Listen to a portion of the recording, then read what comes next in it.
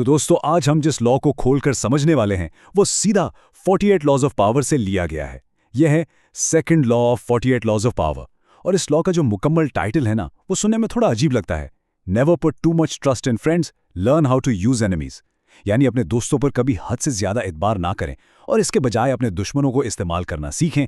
अब आप सोच रहे होंगे भाई दोस्ती तो सबसे कीमती चीज है, लेकिन पावर और इख्तियार की गेम में ना यही दोस्ती आपके लिए सबसे बड़ा खतरा बन सकती है।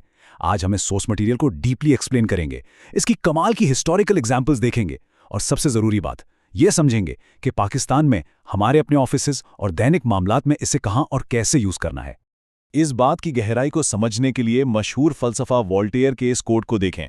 वो कहते हैं, ए खुदा मुझे मेरे दोस्तों से महफूज रख, मैं अपने दुश्मनों से खुद निमट लूंगा। कितनी अजीब बात है ना, लेकिन इसमें कितनी सच्चाई छुपी है।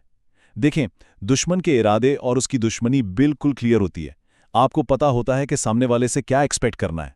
लेकिन दोस्त, एक मुस्कुराते हुए दोस्त के पीछे कितना हसद, कितना जेलस एलिमेंट छुपा है, ये जज करना लगभग नामुमकिन होता है। और सच बताऊं, जब तक आपको इसका अंदाजा होता है तब तक बाजी हाथ से निकल चुकी होती है।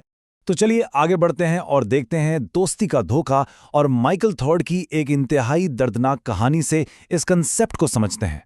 हिस्ट्री भरी पड़ी है ऐसी मिसालों से जहां दोस्तों को ताकत देना जानलेवा साबित हुआ। अब बाइज़ांटीन एम्पायर के जवान हुक्मरान माइकल थर्ड की ही मिसाल ले लीजिए। माइकल को एक ऐसे वक्त में वफादार लोगों की जरूरत थी जब हर तरफ साजिशें हो रही थी, तो उसने क्या किया? उसने अपने सबसे करीबी दोस्त बसीलियस को चुना। बसीलियस कोई बहुत बड़ा जनरल नहीं था, सिर्फ घोड़ों की देखभाल करने वाला एक आम सा आदमी था। जब बसीलियस ने किसी इंसिडेंट में माइकल की जान बचाई तो माइकल ने एहसानमंदी में आकर उसे सीधा फौज का सरबराह और अपना खास मशीर बना दिया। यह उसकी सबसे बड़ी गलती थी। क्यों? क्योंकि जैसे ही बसीलियस को अचानक ताकत मिली, वो मजीद लालची हो गया। उसके अंदर हसद पैदा होने लगा। और फिर आखिरी कदम जो सबसे खौफनाक था, एक रात उसी दोस्त ने जिस पर माइकल सबसे ज्यादा ट्रस्ट करता था, अपने मौजिन को कत्ल कर दिया और उसका कटा हुआ सर नेज़े पे लटकाकर पूरे शहर में घुमाया। यह है अंधे एतबार का नतीजा। अब जरा इस ट्रेजेडी के पीछे की साइकोलॉजी को समझते हैं, जिसे किताब में द जॉज ऑफ इनग्रैटिट्यूड या एहसान फरामोशी के जबड़े कहा गया है। होता क्या है कि दोस्त आमतौर पर एक दूसरे से अपनी खामियां छुपाते हैं, लेकिन जब आप किसी दोस्त पर कोई बड़ा एहसान करते हैं या उसे ऐसी पोजीशन दे देते हैं जिसका वो अपनी काबिलियत की बेस पर हकदार नहीं होता, तो उस रिश्ते का बैलेंस पूरी तरह बिगड़ जाता है। दूसरा शख्स उस एहसान के बोझ तले दब जाता है। उसे लगता है कि उस पर रहम खाया जा रहा है।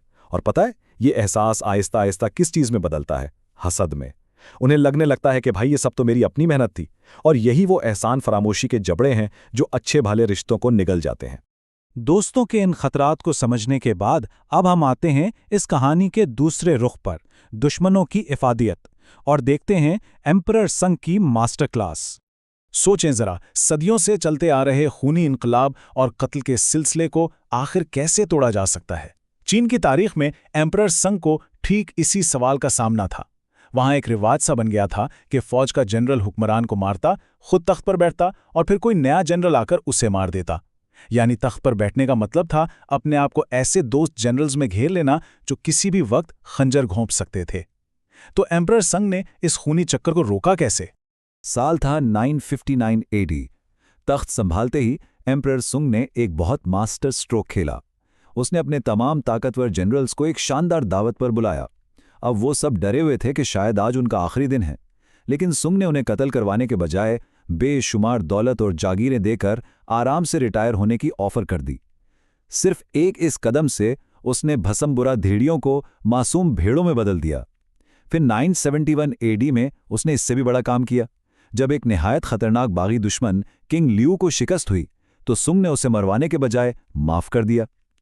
किंग लियू को लग रहा था कि माफी के नाम पर जो शराब उसे दी जा रही है उसमें जहर है, तो सुंग ने आगे बढ़कर खुद वो प्याला पीकर दिखाया।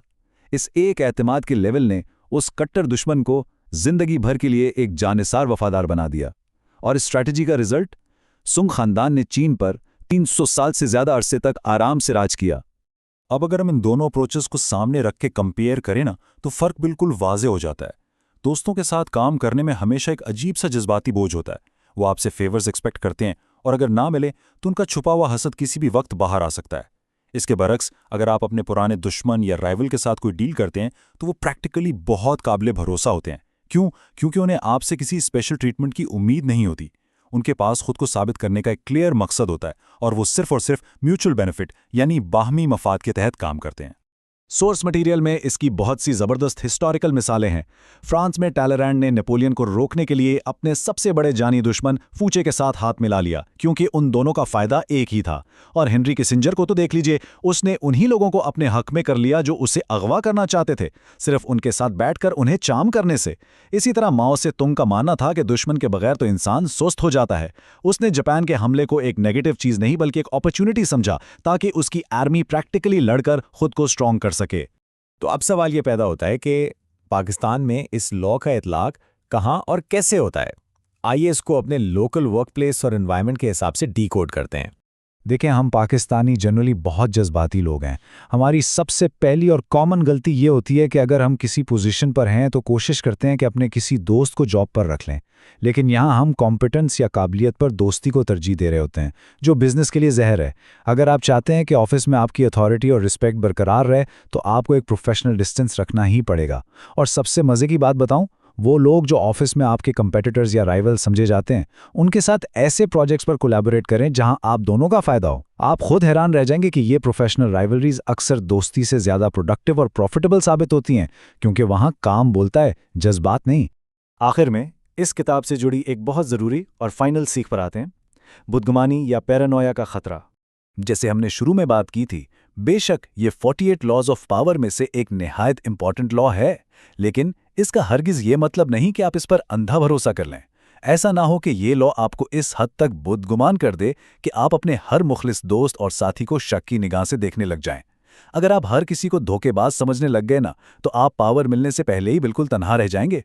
इसलिए इस लॉ को सिर्फ एक मेंटल मॉडल के तौर पर अपने जहन में जरूर रखें। आपको पता होना चाहिए कि हाँ, दोस्तों के जरिए ऐसा भी हो सकता है। बिजनेस और पावर की गेम में एहतियात लाजमी है, लेकिन अपनी जिंदगी के सच्चे और मुखलिस रिश्तों को इस बुद्गुमानी की भेंट चढ़ाने से बचाना असल में यही सबसे बड़ी पावर है।